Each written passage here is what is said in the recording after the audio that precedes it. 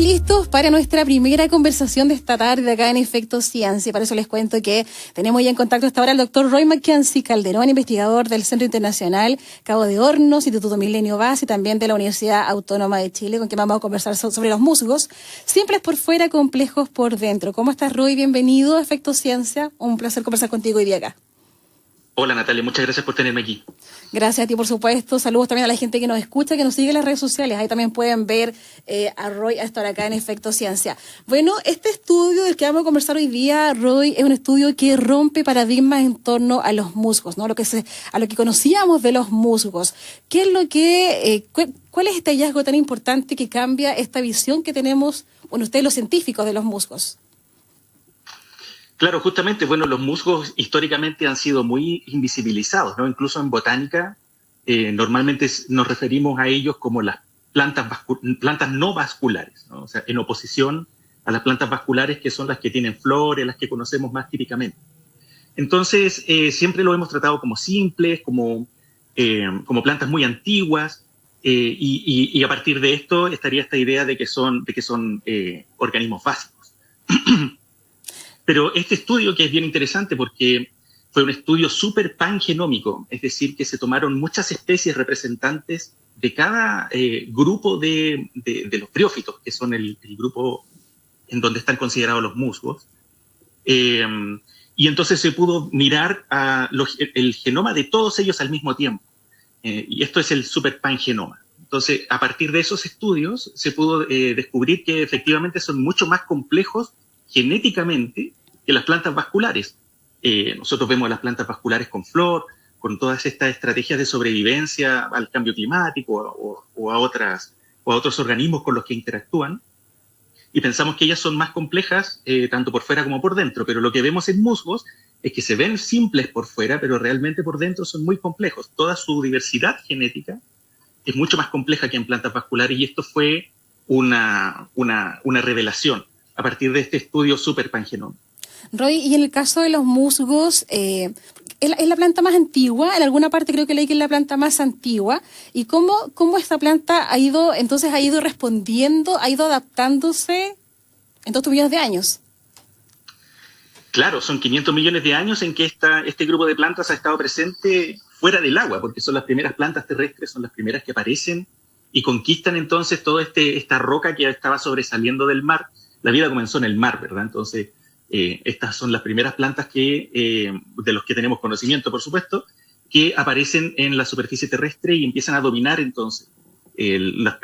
Podemos imaginar los primeros momentos de la Tierra, el momento en que los musgos conquistaron ya toda esta superficie terrestre, y podemos imaginar una zona de alta montaña, musgos y líquenes cubriendo las rocas desnudas, y entonces toda la vegetación no tenía más que unos centímetros de altura. Entonces lo que sabemos es que aparecieron hace 500 millones de años, y eso significa al mismo tiempo que son las más antiguas y las más evolucionadas, porque están hasta el día de hoy con nosotros. Por lo tanto, han sobrevivido a todas las extinciones masivas que han pasado en estos tiempos, la última que fue hace 66 millones de años, donde se extinguieron los dinosaurios. Los musgos sobrevivieron también, ¿no? Y llegaron hasta el día de hoy. Comparten también algunos nichos ecológicos, algunos ambientes con plantas vasculares que tienen estrategias muy sofisticadas. Y entonces, finalmente, lo que nosotros podemos ver es que es un grupo de plantas que escogió, que tiene una estrategia que es mucho más humilde o menos gastadora, ¿no? Más conservadora en ese sentido. Prefiere ser chiquitita, pero desarrollar moléculas, metabolitos, le decimos nosotros, el metabolismo secundario, que es el metabolismo que se encarga de interactuar con otras especies y con el entorno, que es mucho más sofisticado que en plantas vasculares. Y esto entonces les ha permitido adaptarse a prácticamente todos los ecosistemas que hay en la superficie terrestre, y con una gran diversificación que la vemos hasta el día de hoy, con miles de especies presentes en todos los lugares del mundo. Roy, ustedes con este estudio, uno de los hallazgos tiene que ver con los mecanismos con los cuales, a través de los cuales los musgos han sido resilientes, ¿no? ¿Nos puedes contar un poquito esos dos mecanismos, en qué consisten? ¿Y eso es algo que no se ve en otras especies de plantas en el mundo, o sí? Claro, son dos mecanismos que están propuestos en este nuevo estudio y que se han podido determinar precisamente por ser un estudio pangenómico nuevamente, ¿no? Se ha podido ver toda la batería de genes que tiene el grupo completo de briófitos, que nuevamente es donde están los musgos. Y podemos pensar entonces en los genomas de los musgos como cajas de herramientas, ¿no? Entonces, las distintas especies que se han adaptado a distintas condiciones ambientales tienen una caja de herramientas con herramientas apropiadas para ese lugar. Y por lo tanto, lo que sabemos ahora es que esa caja de herramientas es mucho más diversa en musgos que lo que es en plantas vasculares. Por lo tanto, tienen la capacidad de responder con una variedad de respuestas más amplia que lo que podrían hacer las plantas vasculares. Y eso vendría a ser una de las razones por la cual han tenido un éxito adaptativo a todas estas condiciones cambiantes del clima en los últimos 500 millones de años. Y entonces, ¿cómo sucede esto? ¿Cómo es que pueden tener herramientas más diversas? Y eso es porque tienen dos métodos principalmente para generar nuevos genes. El primero es la generación de nuevos genes a partir de lo que se conocía como material genético basura, que es un porcentaje gigante en los genomas de los organismos. Se le dice, bueno, y esta es una cuestión histórica también, se le dice basura porque no supimos, o los primeros investigadores no supieron cuál era la función que tenía este material genético y lo denominaron de esa forma. Y ahora sabemos que, por lo menos en musgos, es como tener hojas en blanco en donde se pueden escribir entonces nuevas funciones, nuevos genes funcionales. Y a partir de estas, entonces, hojas en blanco empiezan a generarse nuevas posibilidades de respuesta en forma de genes que empiezan a ser entonces probados por selección natural cada vez que el ambiente lo exige, lo necesita. Claro, lo exige, claro. Perfecto. Exactamente. Ese es un método. Y el otro método es por transferencia horizontal de genes, que también es o sea, a mí por lo menos me voló la cabeza. Yo que soy microbiólogo y conocemos que este método es muy popular entre bacterias. Las bacterias se traspasan entonces material genético entre ellas constantemente. De ahí vienen los problemas de la resistencia a los antibióticos que están presentando las bacterias, porque se traspasan la resistencia de un antibiótico de una bacteria a otra, que pueden ser distintas especies, y eso entonces es un desastre a nivel hospitalario, ¿no? Entonces lo que estamos viendo es que también sucedió entre bacterias y musgos, entre hongos y musgos, e incluso entre insectos y musgos. Entonces lo que estamos viendo es que los musgos entonces tienen la posibilidad de adquirir genes nuevos, no solamente creándolos ellos desde cero, como veíamos en el mecanismo primero, sino que también de adquirirlo desde otros organismos que lo hayan preparado bajo sus propias medidas de presión natural. Y entonces eso también es nuevo en el grupo de los musgos. Se conocían algunas pistas genéticas en plantas vasculares que indicaban que también habían adquirido algunos genes hace mucho tiempo a través de este mecanismo también de transferencia horizontal.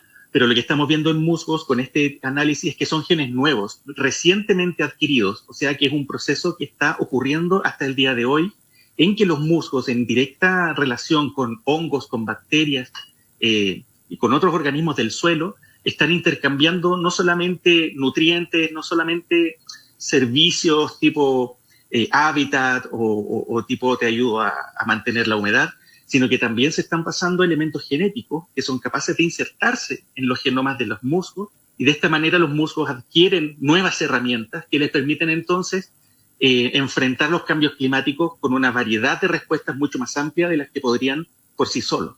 Roy, y este segundo mecanismo, ¿no?, de compartirse genes, ¿es una respuesta, puede decirse que es una respuesta para poder ser resiliente al cambio climático, o eso ustedes aún no lo saben? Lo que pasa es que el cambio climático para los musgos es algo, no es nuevo, no es la primera vez que viven un cambio climático, ¿no? Entonces, no sería para ellos algo un desafío, claro, una cosa que no han respondido antes. Yo diría que es una cuestión bastante natural. Como proceso, nosotros nos hemos acostumbrado a mirar la evolución como algo estático, en donde nosotros somos la punta de la evolución, pero en realidad estamos todos en la mitad del trayecto, ¿no? Vamos a seguir evolucionando, nuestros hijos y las siguientes generaciones por miles de años seguirán evolucionando también, nuestros genes también. Entonces, estamos en la mitad, igual que los musgos también están en la mitad de su evolución, a menos que se extingan, que no parece que vaya a suceder pronto, porque tienen esta tremenda adaptabilidad. Sin embargo, lo que estamos haciendo sí es acelerar el proceso, ¿no? Al no dejarles tiempo a los musgos para adaptarse y tener toda esta maniobrabilidad genética, y hacer que el cambio climático sea en tan poco tiempo. Ese es el problema principal, que las especies que podrían adaptarse no alcanzan a hacerlo, a pesar de que puedan, que tengan el potencial de lograrlo. Estamos haciendo que el cambio climático y la temperatura del planeta sea tan rápida, se eleve tan rápidamente que las especies no alcanzan a adaptarse. Roy, bueno, este estudio también entregó información valiosa sobre los pompones, ¿cierto? Quiero que nos cuentes un poquito acerca de eso, pero vamos a la música, ¿te parece? Luego seguimos acá con más Efecto Ciencia. 19:17.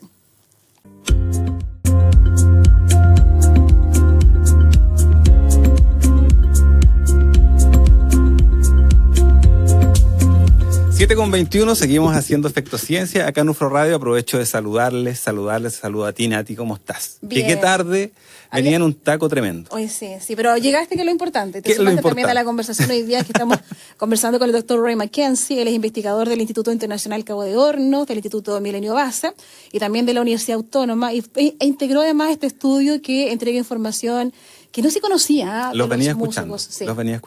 Sí. Oye, está súper interesante el tema, además cómo se ha ido avanzando también en esta investigación asociada a la biodiversidad, que es lo que más o menos estaban conversando. Yo los venía escuchando, Roy, en el auto. Radio. Exactamente. Y en base a esto, también hoy día pudiésemos decir que nuestro país es un potencial mundial en briófitas, ¿cierto? En base a lo que también ustedes han ido investigando con esta diversidad que es diferencial en base a los estudios. Claro, absolutamente. La Patagonia chilena es un punto de alta diversidad de musgos en general, y a medida que vamos avanzando hacia el sur, hacia la zona de tundra, específicamente la tundra subantártica y las zonas frías del planeta, básicamente, también las altas cumbres, vamos encontrando una alta diversidad de musgos, y es precisamente lo que tenemos en nuestro país. Sí. Perfecto. Yo te dejé una pregunta planteada antes de la música, Roy, y tiene que ver con los pompones, ¿no? Porque este estudio también entregó información valiosa que permite hoy día distinguir los pompones. Cuéntanos un poco acerca de qué fue lo que ustedes encontraron y por qué también eso es relevante. Claro. Bueno, el Sphagnum magallanicum es el musgo pompón, es el que conocemos como musgo pompón acá en Chile, y ha estado un poquito más famoso los últimos años, precisamente porque se ha discutido ampliamente la ley de protección de turberas que salió aprobada el año pasado. Sin embargo, en esa ley de protección de turberas todavía se permite, y bueno, está en discusión el reglamento, la extracción del musgo pompón, que es el musgo Sphagnum magallanicum. Entonces, bueno, dentro de todas las evaluaciones de cuál podría ser el impacto de extraer o no este musgo pompón y qué pasa con los ecosistemas una vez que nosotros ya extraímos este musgo, este recurso, y eso queda así. ¿Qué pasa con los servicios ecosistémicos? Porque finalmente lo que sabemos del musgo pompón es que son súper buenos para almacenar agua, las turberas más que nada, ¿no? Que es el paisaje que forma este masivo crecimiento de este musgo pompón, que son hectáreas, son millones de hectáreas en la Patagonia, que están cubiertas por grandes extensiones de turberas y que están dominadas por este musgo pompón. Entonces es muy atractivo como recurso, porque está ahí a disposición de sacarlo directamente, ¿no? Entonces, una de las cosas importantes es saber identificar qué especies son las que se están extrayendo para poder hacer mejor las evaluaciones con respecto al daño o no que la extracción del musgo podría tener sobre el ecosistema y su servicio de ecosistema. Y en este contexto, entonces, siempre se ha hablado de que el Sphagnum magallánico, el que tenemos en la Patagonia chilena y Argentina, que compartimos, es una especie cosmopolita. Eso significa que está presente en todo el mundo, incluso en el hemisferio norte. Entonces, en el hemisferio norte, las turberas, que son mucho más masivas que acá en el sur, porque las masas continentales en el hemisferio norte son más grandes que en el hemisferio sur, están dominadas por una variedad de especies de Sphagnum, no solamente uno como nosotros, sino que tienen muchas especies. Y entre esas especies estaba Sphagnum magallanicum, descrito en el hemisferio norte también. Entonces, lo que sabemos es que a partir de observación al microscopio, que es la técnica clásica para identificación de musgos, para saber la especie, los botánicos, los especialistas daban con que era la misma identidad. el mismo musgo Sphagnum magellanicum se encontraba en el hemisferio sur y también ampliamente distribuido en el hemisferio norte. Pero a partir de este tipo de estudios, que son estudios filogenómicos, es decir, que se secuencia el genoma completo de las especies y se comparan entonces con el genoma de otra, eso es lo que se hizo en este caso, y de esa manera entonces se logró definir, no en este estudio, en estudios previos también, que el Sphagnum magellanicum en el hemisferio norte en realidad eran 3 especies de Sphagnum distintas, ninguna de ellas es Sphagnum magellanicum. Por lo tanto, a partir de esos estudios se determinó que el Sphagnum magellanicum es endémico del hemisferio sur y más específicamente está ampliamente distribuido en las turberas que reconocemos en Chile y en Argentina, que son específicamente de Sphagnum magellanicum, a pesar de que también hay algunas otras especies de Sphagnum metidas entre medio, pero muy poco representadas en comparación con la masividad de crecimiento que tiene el musgo pompón Sphagnum magellanicum. Entonces, esa es más o menos la historia de para qué nos sirven un poco estos estudios más de genómica, de filogenómica, que tiene que ver con la comparación de las distintas especies y con conocer más acabadamente la diversidad que corresponde al territorio nacional en este caso. Oye, más bien hay que cuidar entonces. O sea, le da, claro, más bien, ¿cierto? le da un estatus distinto si es que lo llevamos al plano de la biodiversidad y de la parte nativa, en el fondo, local, que se desarrolla en la Patagonia. Sí. ¿Qué nos dicen básicamente estos resultados con respecto, por ejemplo, a las ya sea al ámbito de las decisiones públicas o las aplicaciones biotecnológicas, por ejemplo, conocer básicamente esta diversidad a través de estos estudios filogenéticos, perdón? Claro, es que con esto no solamente conocemos la identidad, sino que conocemos también todo el genoma, y eso implica los genes funcionales. De hecho, en este mismo estudio lo que se plantean también es que por transferencia horizontal de genes, los musgos adquirieron genes, por ejemplo, para resistir plagas, para resistir infecciones de hongos, bueno, hay varias funciones que están asociadas ahí también que son más específicas con respecto a moléculas que se llaman alelopáticas, y que las moléculas alelopáticas lo producen los organismos para interactuar con otras especies que le rodean, para echarlos, para atraerlos, para hacer cosas con ellos.